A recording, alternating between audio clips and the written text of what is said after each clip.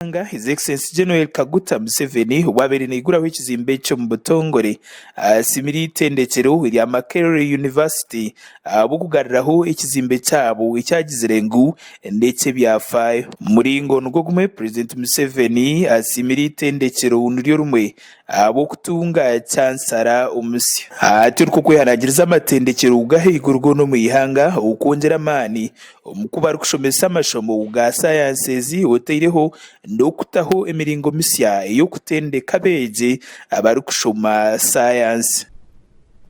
Can you not improve the teaching of science? Science, which means understanding the laws of nature and using them to solve problems. President Museveni nagira ngo amashomo ga Sayansi guna gashemeri kubana gatebo mu buryo uburu kuyamba habeje ukubasa kukozesa ibintu ebiri mu ihango mu bakabyongeraho umutindo. You have seen that when fire was invented, the whole society changed from staying in trees to staying in caves. When our people, ancient people invented agriculture, the whole thing changed. But now, with the crops, the one who could cultivate became very important, and who could domesticate animals. So every change in level of science affects the society. Now, are we conversant with these social ideas? Because these are now social ideas now. Bibikiriyaho Mama Janet Kataha Museveni Minister w'ibigwegeso mu ihanga na ubiruriya hamukorogu mbigambo bye azirengo kugaruraho kwekizimbe ki nekishani ekirikoreka ngo Makerere yagarkaho nkobutosha. It symbolizes the history and evolution of higher education in Uganda and is a masterpiece of architecture.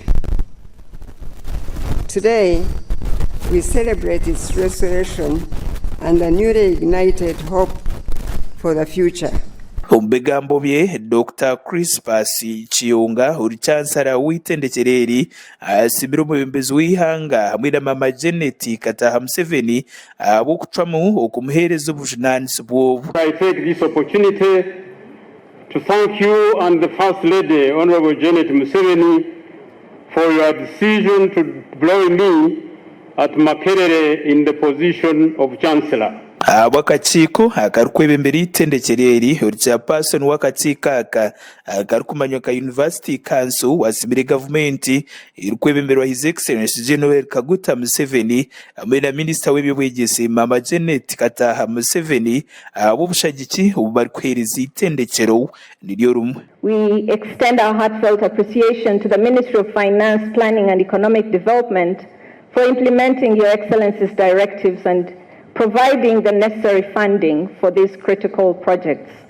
Soon after Mama's visit, I received the first international call from Rita Roy, President of the Makerere Foundation, who in a very short statement said, "We are going to support you with $1 million to help you recover the student records." Indeed, the seed sown by the Makerere Foundation has transformed Makerere into one of the most digitalized universities globally. Mukorogu gwetabirimo abamba government abatari bamwe na bamwe abarimo muhezi wa speaker w'ishengero ry'ihanga Right Honorable Thomas Tayibwa ba minister batari bamwe na bamwe abanyeshengero utiriho n'abakugu umbyo bwegese bitari bimwe na bimwe.